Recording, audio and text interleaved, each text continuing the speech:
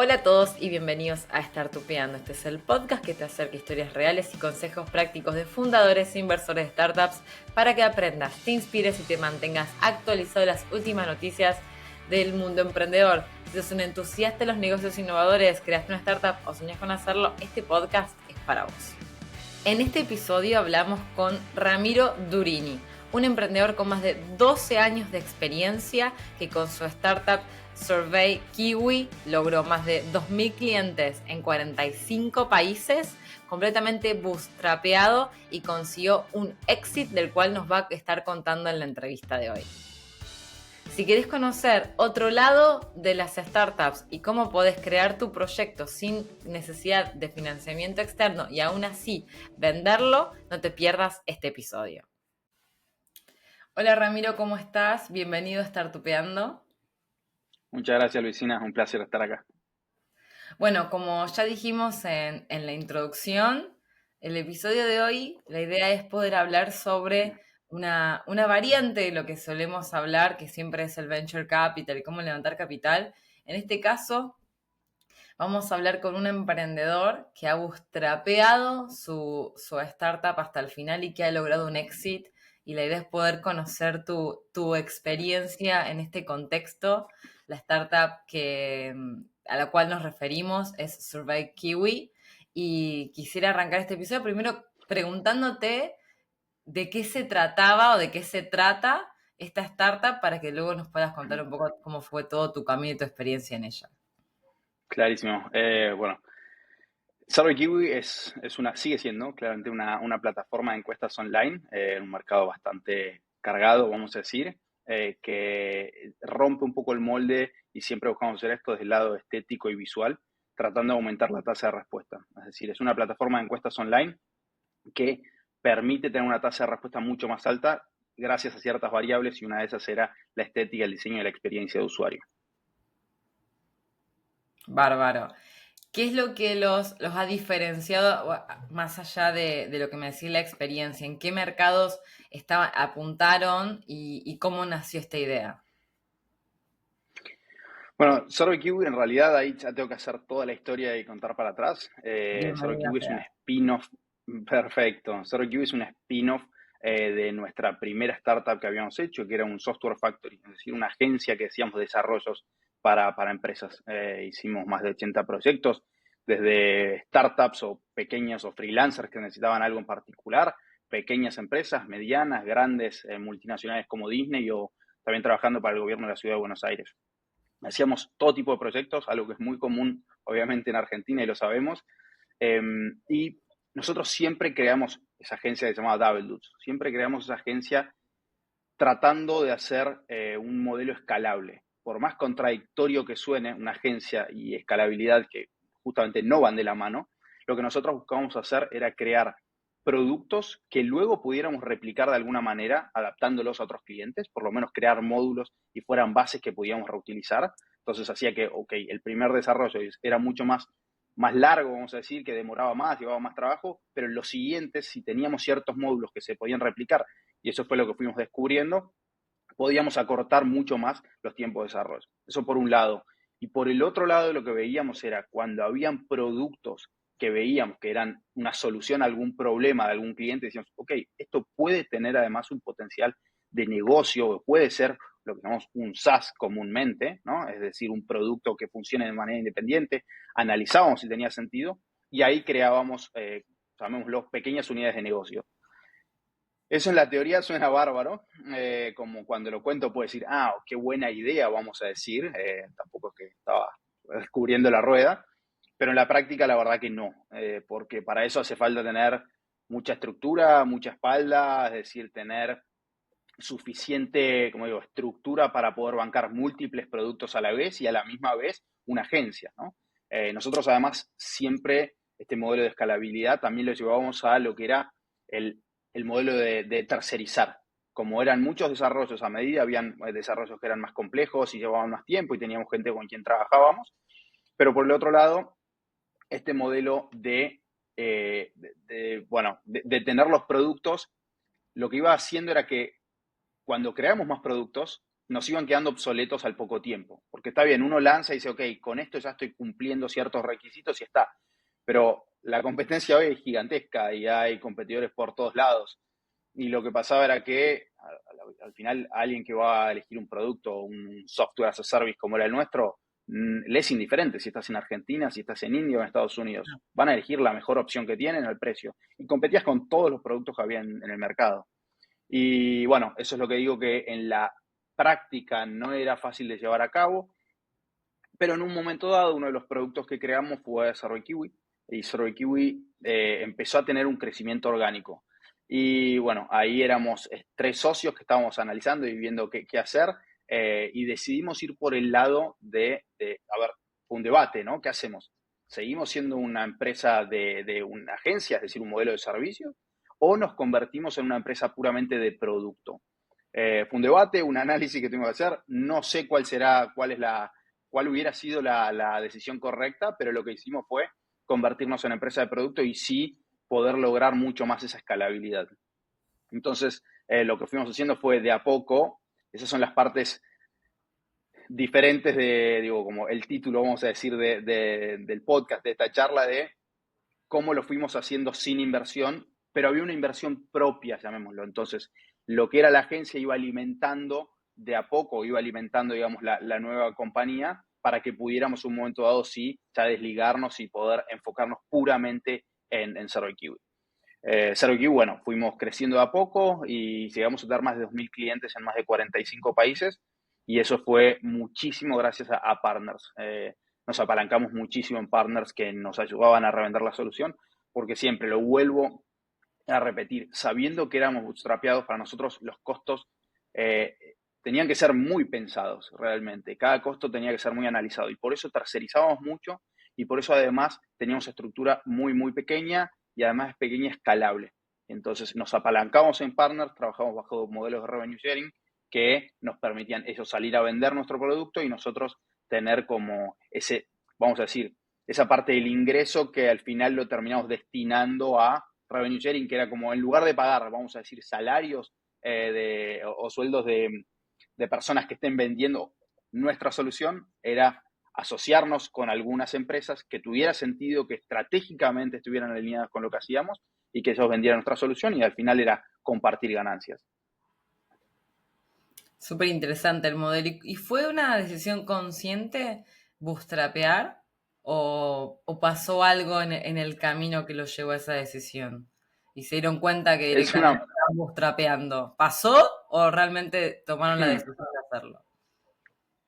es una muy buena pregunta porque, a ver, siempre digo, hay casos y casos. Fue una mezcla de las dos. No voy a decir que fue una, fue las dos. Nosotros siempre quisimos levantar inversión, lleva tiempo, ¿no? Y al lado nuestro tuve la posibilidad de pasar por distintos programas de emprendedores y estar con muchos emprendedores y veíamos, ¿no? Y uno conversa, charla y ve lo que están haciendo otros alrededor. Y veía que muchos destinaban mucho tiempo a levantar inversión, mientras nosotros, nuestro foco era buscar los clientes, y sea empresas que estuvieran pagando por nuestra solución. Lo que digo es, cada realidad es distinta, ¿no? Nosotros lo podíamos hacer primero porque habíamos tenido ese ingreso previo que venía de una agencia, y por el otro lado porque era un modelo B2B fácil de escalar y era un cliente que estaba pagando rápidamente. Entonces, hay veces que hay casos que uno necesita la inversión, es decir, que el B2C generalmente hace falta más inversión, hace falta más campaña de marketing, hace falta empujarlo más. Después hay casos también que alguien está haciendo hardware, entonces también necesita una inversión. Digo, hay un montón de casos, solo estoy nombrando dos. En el nuestro podíamos permitirnos invertir ese tiempo en salir a buscar clientes en lugar de salir a buscar inversión. Sí fue una decisión por un lado, por el otro lado también nos damos cuenta que era una compañía que después de un tiempo y por cómo se había organizado el cap table y porque era un spin-off de otra compañía, digo, y habían distintas cosas que hacían que no fuéramos bastante uninvestable, ¿no? Una compañía que crecía, que venía, como decía, de otra empresa, entonces tenía muchos años y decían como, bueno, generalmente los inversores buscan mucho más el crecimiento exponencial, buscan algo muy nuevo, muy innovador. Estamos en un mercado de encuestas, bastante competitivo. Estábamos haciendo algo hace bastante tiempo, aunque la empresa funcionaba, iba creciendo, pero era un crecimiento así, no era un crecimiento así que se espera Claro. que buscan los inversores. Entonces, por un montón de razones, no éramos atractivos para inversión y por el otro lado también era una decisión. Siempre buscamos la idea de escalabilidad, siempre buscábamos esta idea de enfocarnos en vender, que al final es, si no tenemos que salir a buscar inversión, mejor. Entonces, todo eso que te digo de la parte de Uninvestable, a la misma vez nos jugaba a favor porque éramos mucho más atractivos para comprar una compañía como esta. ¿Por qué? Porque teníamos mucho tiempo de desarrollo del producto. Nuestro producto estaba, además de venir con la experiencia de agencia y de saber cómo desarrollar producto y de tener muchos años, el que va a comprar una compañía no le interesa si ese producto no está creciendo a esa velocidad. Bueno, en realidad sí, perdón, sí interesa, pero digo, si no viene teniendo ese crecimiento y está buscando más una compra de producto, ¿no? De tecnología pura, lo que más le importa es eso. Si tenés 7 años y no creciste exponencialmente, ok, ese producto igual a mí me convence y es un muy buen fit para mi empresa y para mi producto que es más grande y necesito a lo mejor una solución de encuestas. Entonces, todo eso que nos jugaba una mala pasada, por así decirlo, a la hora de buscar inversión, más allá de que fue una decisión, pero si lo quisiéramos hacer y queríamos salir a buscar más inversión, era por el otro lado mucho más positivo a la hora de ser atractivos para vender la empresa. Y eso fue algo que nos dimos cuenta en un momento dado y no lo estábamos buscando, la verdad. Fue como más una casualidad. ¿Y este objetivo de este éxito de vender la empresa, lo tuvieron claro desde el principio? O sea, ¿cómo fue esa decisión consciente de decir, nuestro objetivo es hacer este producto durante tanto tiempo, volverlo atractivo y venderlo? ¿O realmente lo pensaron como uno a veces piensa más las pymes y dice, bueno, yo voy a estar siempre con este producto mientras el mercado me lo compre, yo voy a estar con este producto? ¿Cómo fue La verdad que esa conciencia de que existe un éxito y que sí, existe una intención de vender la compañía en algún momento futuro? sí. Honestamente no fue algo que hubiera nacido desde un principio como sabiendo que lo queríamos hacer. Es verdad que uno se va encontrando con un montón de situaciones en el camino, como, nos decíamos, empiezan a haber competidores y uno constantemente como emprendedor está viendo lo que hay, lo nuevo, lo que lanzan los que ya existen, digamos. Entonces hay un montón de cosas que uno va viendo y descubriendo, ¿no? Eh, Creo que no fue una decisión desde el principio. Siempre uno cuando empieza tiene eso en mente de alguna manera, como diciendo, bueno, ¿cuáles son los objetivos, vamos a decir? O el éxito de una compañía o el IPO, vamos a decir, como es el final, por así decirlo. No era algo que estuviéramos pensándolo. Para nosotros era, ok, hay una frase que también aplica acá, como el mejor momento para buscar inversión es cuando uno no la sale a buscar, ¿no? Cuando te vienen a buscar. Lo mismo pasaría con una situación como esta. Entonces, si vos estás haciendo las cosas bien, estás creciendo, tenés clientes que siguen recurrentemente suscribiéndose a tu producto, al final es como una cosa o la otra, puede llegar por su propia cuenta. No era algo que nosotros hubiéramos armado desde el principio, ok, vamos a venderla.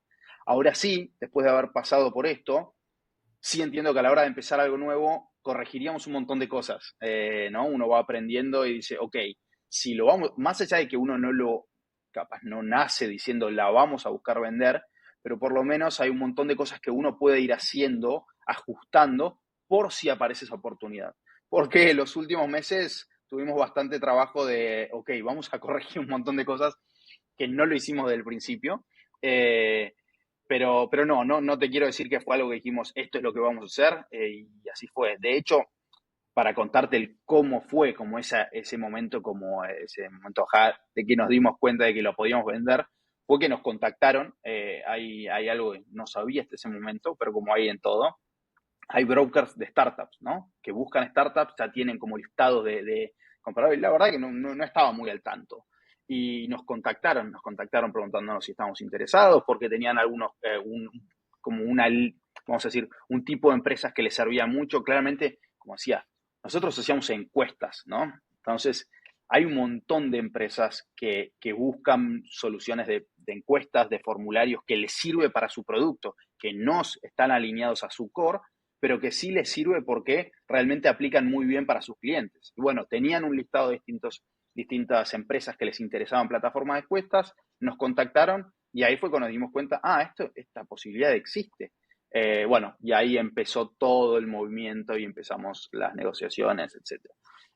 Pero sí, no es que hayamos salido nosotros con esa estrategia desde el principio. Cuando hablaste al principio del bootstrapping, hablaste cómo fue para eso clave, bien, todo el sistema de revenue share que ustedes armaron. ¿Podrías contarme cómo fue esa estructura para cómo me puede inspirar quizás a proyectos similares al tuyo que pueden B2B, que pueden apalancarse de una estrategia de revenue share similar? Sí, totalmente. Ahora, yo separo ahí dos tipos de partners que teníamos. Unos eran este caso de revenue sharing que trabajábamos, que ellos vendían nuestra solución, tenían fuerza de ventas, por ejemplo, siempre desde hace muchos años, éramos socios de Fivertel, de Fiverr Corp en realidad, ¿no? El área de Fivertel que vendía soluciones a empresas. Y una de las plataformas que vendía era nuestra plataforma de encuestas, ¿no? Un servicio de valor agregado. Otro tipo de modelo, había obviamente más que Fiverr, habían otras más, pero otro modelo con quien teníamos un partnership era con HubSpot, pero con HubSpot no era revenue sharing, era un modelo app partner, que es decir, que nosotros nos habíamos integrado a HubSpot. Y eso fue también súper estratégico y fue lo que nos permitió dar el salto además de en cantidad de clientes, más que nada en esto que hablaba de países, nos permitió llegar a muchísimos más lugares. Porque hay empresas como HubSpot, que creo que es el mejor ejemplo de cómo incentivan y se apoyan en el ecosistema que tienen. Ellos tienen app partners como nosotros, como productos que se integran a HubSpot, como también tienen lo que ellos llaman solution providers, que eso básicamente son los revendedores de HubSpot. Y ahí fue donde entendimos mucho este modelo y nos dimos cuenta que tenía sentido. Obviamente es muy distinto. Nosotros siempre fue un modelo de tickets bajos y alto volumen. HubSpot, en cambio, tiene precios altísimos, ¿no? Altísimos en comparación con la gran mayoría de los software as a service. Con HubSpot nos integramos y eso nos permitió llegar a un montón de clientes a través de, como decía, ellos incentivan a su ecosistema, entonces crean hasta en su blog, crean artículos como dicen, bueno, las mejores herramientas de encuestas. Entonces, una vez nos nombraron como una de las mejores herramientas de NPS del mercado y eso nos permitió crecer mucho más. Ahora, te hablé de lo que no me preguntaste, que es ese tipo de partner, pero el tema del partner de lo que era de revenue sharing, teníamos otras empresas y otros que eran solution providers de HubSpot. Los contactamos porque ya estamos integrados con HubSpot. Dijimos, ok, ahora hay un montón de cosas que hoy son aprendizajes que cuando los cuento parecen muy obvios, pero nos llevó mucho a entenderlo, ¿no? Hay todo un proceso atrás. Y una de las cosas que nos dimos cuenta en su momento era que los clientes y los usuarios de HubSpot eran lo que llamamos heavy users, ¿no? Usuarios que usaban mucho nuestro producto. Y la verdad que encontrar eso en una plataforma de encuestas vale mucho porque la plataforma de encuestas tiene suscripciones que hay casos que lo usan todos los meses, por ejemplo, para medir satisfacción de cliente, y hay otros casos que lo usan para testear solo una campaña. Y eso a nosotros no nos servía, como decía, teníamos tickets bajos, entonces buscábamos algo que aplique mucho mejor a nuestro servicio, a nuestro modelo de suscripción. Entonces, los heavy users, estos que hablábamos, que estaba hablando, tenían muchísimo sentido y nos dimos cuenta que los que usaban HubSpot realmente le sacaban mucho provecho y buscaban usarlo constantemente. Entonces dijimos, ¿cómo hacemos para llegar a más clientes de HubSpot? Ok, HubSpot tiene toda su área de partners, ¿no? De que revenden HubSpot. Entonces ahí empezamos a hablar con estas empresas. Mira, pues ya estás vendiendo HubSpot. Vende además SurveyKiwi y gana plata por SurveyKiwi adicional. No es que tenés que salir a buscar clientes de SurveyKiwi. Simplemente el que ya tenés, algunos te vas a dar cuenta que tienen un problema y necesitan crear formularios o encuestas. Sumale SurveyKiwi. Ya estamos integrados, son 2 clics y listo. Entonces ahí empezamos como te decía, hay toda una parte de insights, de entender cuáles se van a favorecer de nuestro producto y ahí salí a buscar el partner que mejor aplique. Entonces, eso por un lado, el otro sí ya era un poco más como estas empresas más robustas que generaban mucho más volumen, pero que no era el mismo tipo de usuario como el que Claro. estaba nombrando, ¿no? Como decía Fivertel, otras también. Trabajamos muchísimo con ICOM, que es una empresa argentina que tiene muchos clientes en Latinoamérica. Fue una mezcla de distintos tipos de partnerships, pero que fue lo que decía que a nosotros nos permitió este crecimiento. Bárbaro. También algo que me has contado en su momento, Es que han pasado por distintos programas de incubación o aceleración y que también eso fue un elemento importante en este crecimiento, en este bootstrapping. ¿Cuáles fueron esos programas? Entiendo que entre ellos están, por ejemplo, Startup Chile. Me gustaría saber cuáles fueron que has sacado en limpio de esos programas y cómo Mm, potenciaron este bootstrapping que ustedes hicieron. Totalmente, sí. Nosotros, como decís, fuimos, sí, la empresa era bootstrapeada, pero recibimos grants. Estos grants son, lo que decimos, lo que estaba diciendo, Startup Chile, Seed Minas Gerais en Brasil, Parallel en Puerto Rico, que te dan, vamos a decir, te dan estos incentivos, te dan plata, pero que vos no das nada a cambio, no das equity. Por ende, esto es lo que decimos, no es, sigue siendo bootstrapeado, pero sí hemos recibido algo. Eran montos muy pequeños, era más que nada como para ir y armar tu estructura en esos países, que para nosotros tenía mucho sentido, pero bueno, ahí respondiendo, estuvimos primero en Startup Chile, después en Seed Minas Gerais y en el 2018 en Parallel. Pero esto fue con las dos compañías, con la agencia. Claramente eran otras épocas, era otro momento.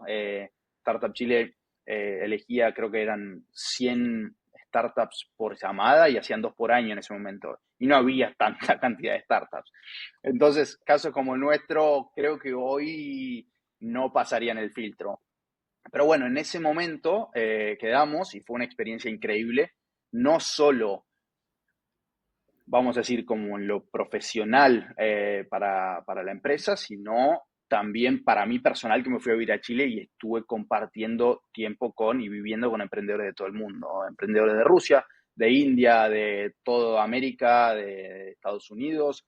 La verdad que por ese lado fue una experiencia muy interesante. También quiero aclarar, cuando estábamos en Startup Chile, nosotros éramos otro tipo de empresa, no me refiero a la empresa así, sino nosotros estamos en otro estadio y personalmente como fundadores estábamos mucho más temprano, o sea, nos faltaba aprender mucho más, ¿no? Como es lógico. Entonces, es distinto el aprendizaje que uno se lleva en uno y en el otro, ¿no? Y tiene mucho que ver no solo en el programa, sino en lo personal.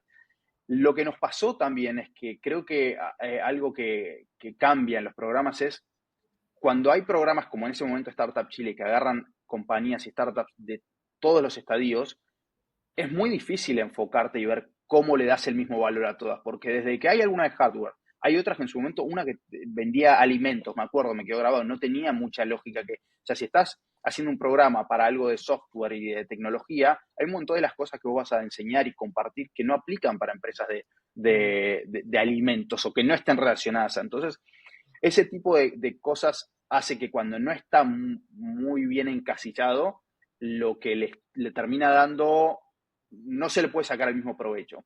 Nosotros en ese momento estábamos recién haciendo un prototipo, estábamos pasando, ni siquiera éramos la agencia todavía, teníamos 2 productos, solo Kiwi no existía, estábamos recién empezando a idear la idea.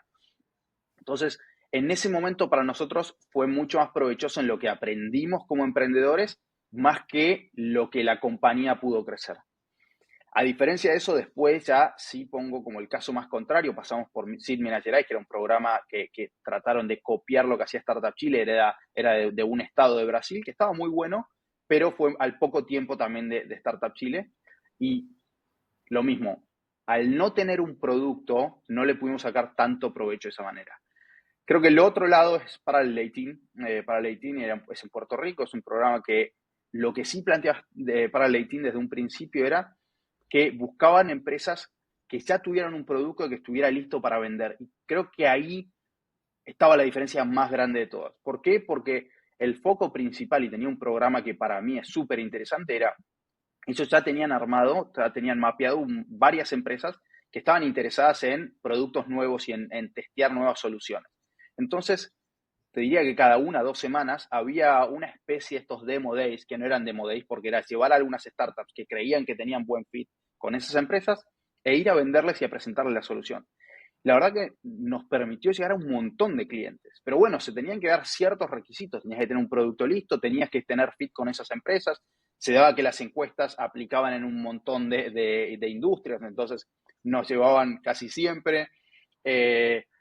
Y creo que ahí fue el mayor provecho que le sacamos y probablemente si cuando en su momento había hecho el número, pero por lo menos con los clientes que nos generó el programa, nos generó ingresos entre 3 y 4 veces más que lo que te daba el programa mismo.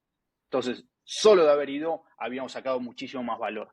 Y creo que esa diferencia para mí, obvio que, como decía, en otro estadio personal, pero además en otro estadio de empresa. Y creo que el haber hecho ese filtro, es decir, solo compañías que ya tienen algo listo para vender, hizo que el programa fuera mucho más interesante desde mi punto de vista. ¿Y qué aprendizajes principales has sacado de estos programas en general? No solo el valor que le dio a tu startup, sino lo que decías vos antes, a nivel personal, como founder, lo que aprendí, lo que entendí de cómo funciona esto. Es una buena pregunta. Yo creo que está muy relacionada a eso. Nosotros siempre tuvimos el foco de salir a vender y a vender y a vender.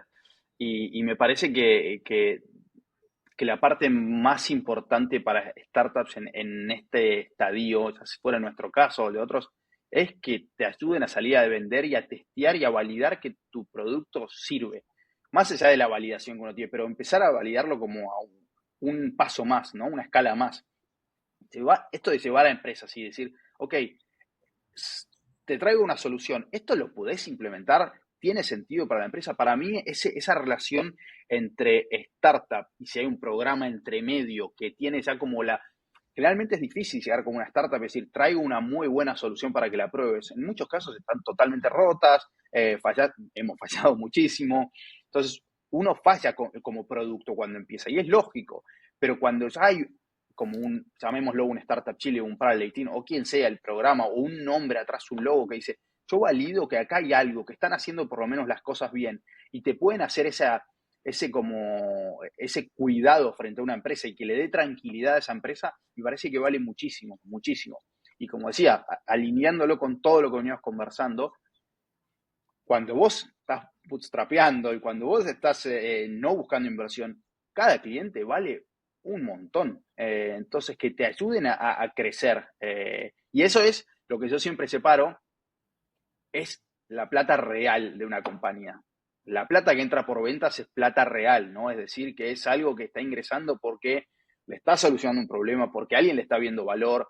No es la misma y no para nada, en lo más mínimo para desmerecer el camino VC, porque realmente yo creo que en otros casos, hoy en día a lo mejor probablemente si emprendo lo haría, ¿no? Lo haría, iría por el lado VC por ciertas razones. Y a Pero, ellos les pero no es encantaría plata real. probablemente avanzar con vos. Y ellos probablemente les ¿Eh? encantaría avanzar con vos también. Invertirte a vos porque Bueno, un founder con un éxito es muy atractivo para un VC. ojalá que fuera así el caso, ojalá. Pero lo que digo es que la plata de VC no es plata real para la compañía. Es plata que está entrando porque alguien cree que va a funcionar, pero no es de un cliente, no es algo fijo en el tiempo, ¿no? Entonces, conseguir esas suscripciones, entre comillas, conseguir esos clientes que estén dispuestos a pagar mes a mes, año a año por tu producto, esa es la plata que termina valiendo al final del día, ¿no? Que es lo que apunta el VC cuando te pone plata, que consigas esa plata, que es la que termina haciendo que la empresa sea sustentable a lo largo del tiempo. Incubando Salud, de la incubadora de startups de la Fundación Barceló, sigue avanzando en la incubación de sus 4 startups, Gamet, Sim 123, Medical Sim y Segimade. Entusiasmados con los avances de cada uno de ellos, logrando sus primeras ventas, acuerdos de intención y reuniones con Venture Capitals. Han firmado un acuerdo de colaboración con el Parque Innovación de la Ciudad de Buenos Aires, continuando trabajando en la articulación con hubs de innovación a nivel internacional. Sumado a ello, están recibiendo estudiantes de Chile y Colombia donde conversan con ellos sobre emprendimientos e innovación. Los esperan el 18 de diciembre a las 6 de la tarde en su sede de Avenida Las Heras en Cava para su evento de fin de año. Los invitamos a visitar su web incubandosalud.com y sus redes sociales Incubando Salud, donde encontrarán todos los programas, cursos y servicios de Incubando Salud.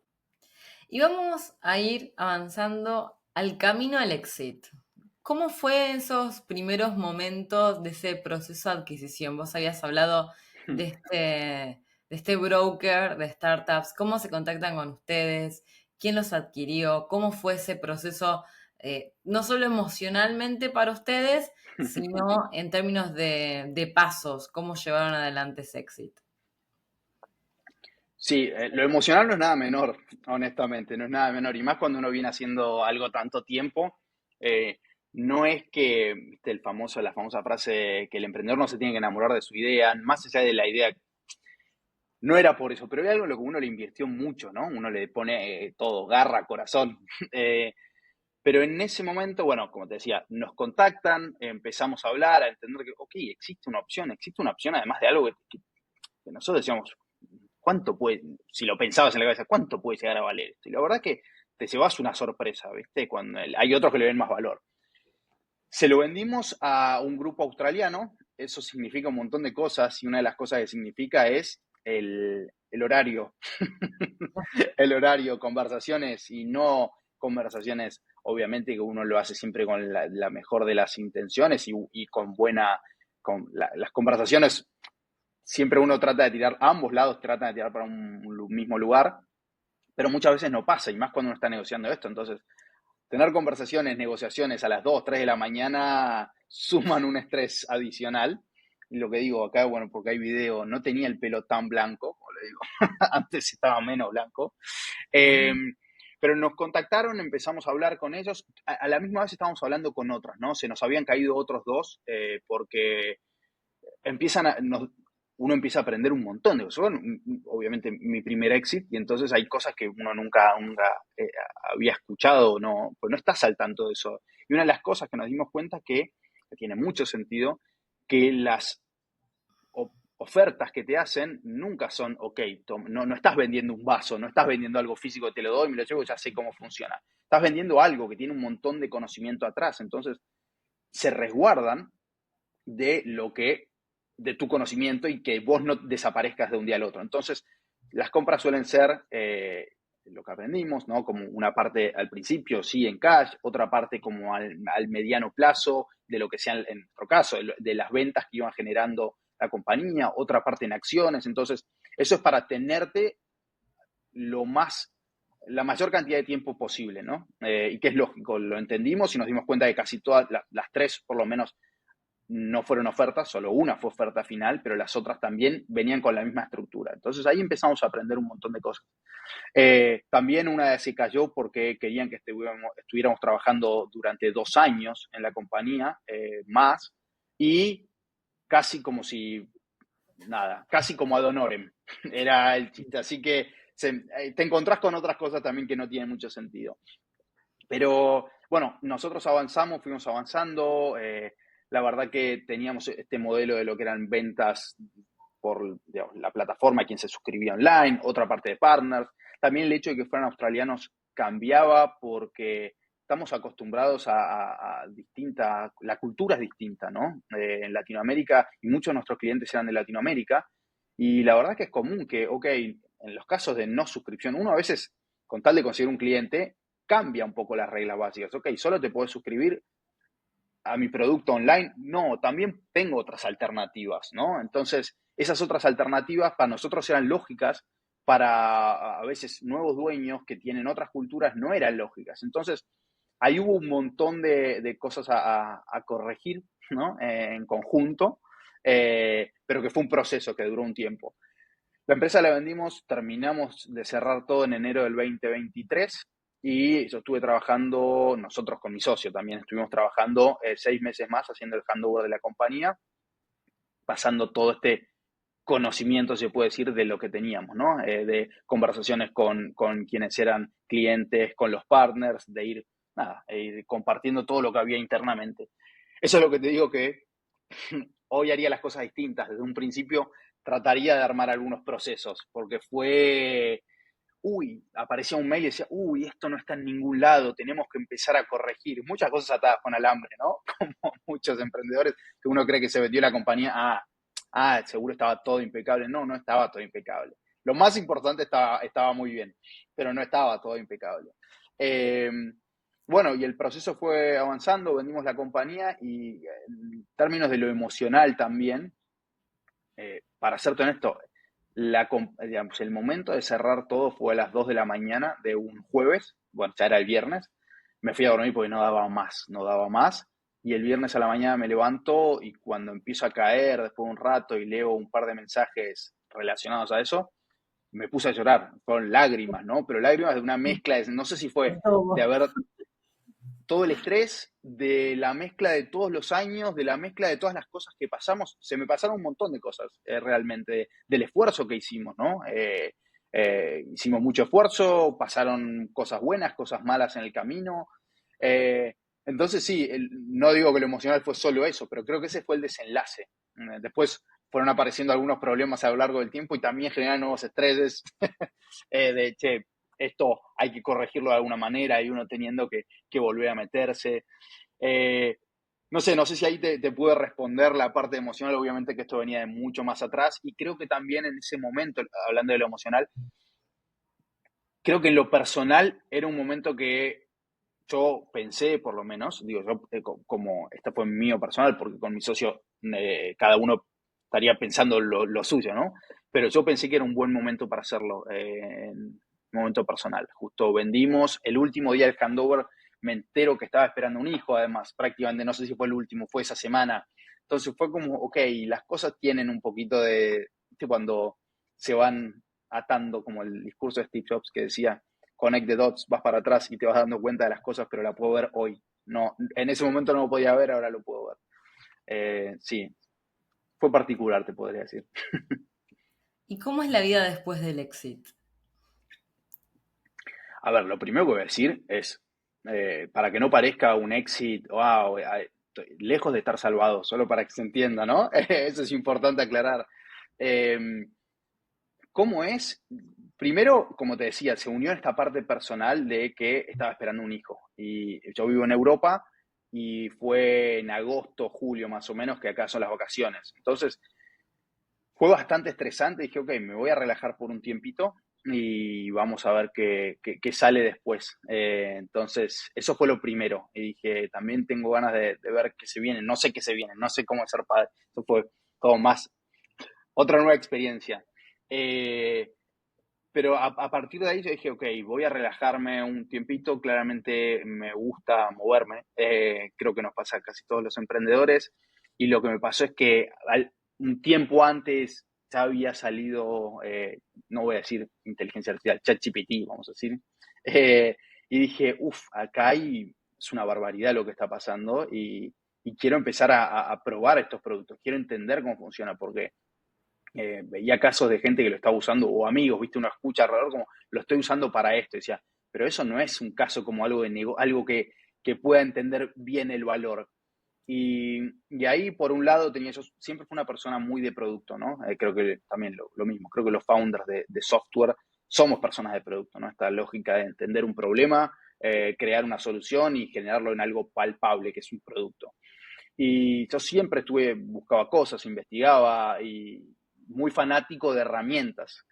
Entonces dije, nunca encontré un lugar de producto donde puedo encontrar como los frameworks, las métricas, libros, herramientas que se puedan usar, etcétera. Y dije, voy a armarlo y voy a armarlo usando herramientas de inteligencia artificial. Entonces así fue que creé Product Stash. Product Stash es una web para como, puse como para gente de producto sí, y Product Managers, que es lo mismo, donde pueden encontrar contenido curado, pero que la gran mayoría de ese contenido fue generado por inteligencia artificial, obviamente con links que llevan a donde corresponde, tanto imágenes como textos, como, bueno, un montón de las cosas que hay ahí adentro. Y fue uno de los proyectos que quería armar. Me llevó un tiempo, entonces fue algo como yo no soy técnico, o sea, no sé de entender obviamente tecnología, pero no sé programar. También me gustaba usar herramientas de no code para empezar a hacer algo y eso fue lo que creé en este último, hace un tiempo. Eso fue un proyecto personal, como te decía, que me gustó hacer y era más que nada por estar inquieto y para probar herramientas. Pero bueno, fue después de un tiempo, ahí fue que nació mi hijo. Nada, fue un tiempo de cambios, la verdad, y estar acostumbrado a no hacer más lo que uno estaba haciendo siempre, ¿no? A uno que puede viajar, antes para mí no existía, como decía, eso de viajar, siempre separé lo que eran vacaciones. Yo decía, un emprendedor cuando se va a vacaciones, en realidad no son vacaciones, suele ser como es trabajo reactivo o proactivo que hace, ¿no? Cuando uno se va de viaje y es emprendedor y tiene su propia compañía, no puede desconectarse, tiene que estar atajando las cosas. Entonces ese trabajo reactivo, cuando uno está trabajando en la diaria, está saliendo a hacer cosas. Entonces fue la primera vez que después de la venta hicimos un viaje y no fue la primera vez que hicimos un viaje. Punto. Después de la Perfecto. venta hicimos un Estaste. viaje. Y nada, y en ese viaje fue la primera vez que pude desconectar, como estás diciendo, tal cual, la primera vez. Pero bueno, sí, fue una montaña rusa, por lo menos. Bueno, un gran recorrido. eh, Nos interesa conocer tu experiencia para poder mostrarle también a los que nos escuchan cómo es también tener una startup sin tener que salir a buscar capital. En este camino, hoy, con el diario del lunes, ¿qué hubieras hecho distinto? Muchísimas cosas, pero también gracias a no haberlas hecho distinto, aprendí y hay cosas que ahora sé que las tendría que haber hecho distinto. Entonces, todo fue un aprendizaje. Hoy, como decía, era otro momento antes, ¿no? Y cuando empezamos, yo creo que hoy si volviera a emprender, buscaría inversión. Pero por un caso personal, ¿eh? No digo, dependería también qué estuviera haciendo y todo, pero probablemente lo hiciera inteligencia artificial y al hacer la inteligencia artificial, hoy hay una carrera rápido, entonces creo que eso sería lo primero. Eh, y después, yo creo que eso sería lo que hoy me llevo. No sé, me gusta haber aprendido de errores, honestamente. Entonces, creo que voy a decir eso. Justamente va en contra del título. Pero bueno, es mi caso también en ese momento, como digo. Vivía en la casa de mi viejo cuando empezamos, no había problemas y lo que comías, hoy tampoco hay problema, pero bueno, ya empiezan a haber otras cosas, una familia atrás, eh, entonces son estadios distintos. Es verdad que, como vos decías, un inversor hoy confía más en alguien que ya hizo ese camino y que ya se equivocó antes para tener menos riesgo. Eh, pero creo que sería lo que te diría que si vuelvo a aprender sería eso. Si hacer bootstrapping no es para vos y estás buscando levantar tu primera ronda de inversión, te recuerdo que en Goloseti Abogados tenemos el programa The Run Framework, donde vamos a ayudar a 3 startups por cada convocatoria a levantar su primera ronda. Te vamos a ayudar a preparar tu ronda, diseñando tu pitch, tu data room, identificando los mejores inversores y determinando estrategias eficaces para lograr contactarlos. Además, vas a tener asesoramiento legal hasta que cierres la ronda. Si te interesa, entra a golosetiaguados.com y completa el formulario. Cuando hablamos me dijiste que quizás no estabas para dar consejos y que sí querías contar tu experiencia, pero me gustaría pedirte un consejo final para los que nos escuchan y que dicen, quiero bootstrapear, tengo otra edad, tengo un producto que me lo permite, una situación que me permite bootstrapear este proyecto porque se vende, porque tengo clientes, porque puedo hacerlo crecer rápido con mis propios recursos. ¿Qué recomendación le darías? Como vos dijiste, me escribiste y yo te dije, si es para contar mi experiencia así, no me siento en posición de aconsejar a nadie, no sé. Pero bueno, por lo menos basándome en mi experiencia, vuelvo a decir, para mí lo que aprendimos y lo que aprendí es que también depende de lo que uno hace. Yo soy muy apasionado del B2B, pero porque me gusta solucionar problemas, me gusta poder tener ese contacto directo con alguien que está teniendo un problema y crear la solución y ver realmente cómo le resuelve el problema. Siento que en el B2C muchas veces es más analítico, más métricas, más general, ¿no? Entonces, por eso voy a hablar de vuelta de mi experiencia que siempre he estado en el B2B. Yo recomendaría estar trabajando, encontrar a esos potenciales clientes, usuarios y trabajar prácticamente de la mano. Creo que es muy difícil hoy que alguien se niegue a, a dar su tiempo para que otra persona le resuelva un problema, ¿no? Obviamente hay casos y hay gente que no tiene tiempo, pero cuando uno entiende realmente el problema, a quién se lo está solucionando, que no es fácil igual, ¿eh? No es para nada fácil encontrar esa persona que están solucionando el problema. Nosotros nos llevó un montón, vendíamos encuestas y la dábamos a cualquiera y después nos dimos cuenta que no era eso. Vamos a buscar al cliente ideal. Y yo creo que es eso, es trabajar de la mano con alguien que tiene el problema y ir creando ese producto en conjunto. Obviamente se va a ver favorecido de otras maneras, no en ser parte de la empresa, no en que sea otro fundador, pero es alguien que trabaja diariamente con tu producto y dice, ok, si alguien me crea eso, yo voy a estar feliz haciendo lo que venía haciendo de otra manera, ¿no? Entonces, para mí es eso, para mí es solucionar el problema real. Es muy cliché, es verdad que suena todo el tiempo en todos lados, es solucionar un problema real, pero al final del día te contratan por eso, te contratan porque estés haciendo algo mejor que o la competencia o el proceso que tienen hoy, que capaz no es con una competencia y es de una forma manual, pero si se entiende bien el problema y se trabaja de la mano con alguien a quien se le soluciona el problema, creo que ese tiempo está mucho mejor invertido que el que puede llegar a ser el, si querés bootstrapear, ¿no? Ok, no salgas a buscar esa inversión, invertí ese tiempo en salir a buscar los clientes. Y hay una frase que a mí siempre me gustó, que es de Reid Hoffman, el fundador de LinkedIn, que dice que si el primer producto que lanzas al mercado no te da vergüenza, es que lo lanzaste demasiado tarde. Y creo que tiene mucho que ver. A ver, salir a buscar, ir a buscar esos clientes, con mira este productito que hice, básico, pero que ya con las 2, 3 funcionalidades que tiene, te está solucionando el problema que vos tenés, por lo menos un 5%, un 10% más de cómo lo haces hoy, ok, después ya llegarás a cada vez más. Pero me parece que eso sería hoy como lo volvería a hacer, sí. Bárbaro. Bueno, Ramiro, maravilloso episodio. Me encantó escuchar tu experiencia. Felicitaciones por todo esto vivido y también muchos éxitos de esta nueva etapa que se abre. Sos joven, probablemente te veamos en unos años haciendo algo con inteligencia artificial, por lo que decís, se ve que te genera mucha curiosidad y a partir de la curiosidad como un motor para poder generar cosas nuevas. Así que muchos éxitos en lo que se viene y nuevamente gracias por participar de Startupeando. Muchísimas gracias, Cristina. Fue un placer estar acá hablando con vos. Gracias por escuchar el episodio de Startupeando de hoy. Espero que las historias y consejos que escuchamos hoy te ayuden. Te recuerdo que este episodio es sponsorizado por Golosetti Abogados, un estudio jurídico especializado en el asesoramiento legal de startups y negocios tecnológicos. Te podemos ayudar a constituir tus sociedades en Estados Unidos y Argentina, redactar contratos, términos y condiciones políticas de privacidad y proteger tu propiedad intelectual. Además, no te olvides del programa The Round Framework para levantar tu primer ronda.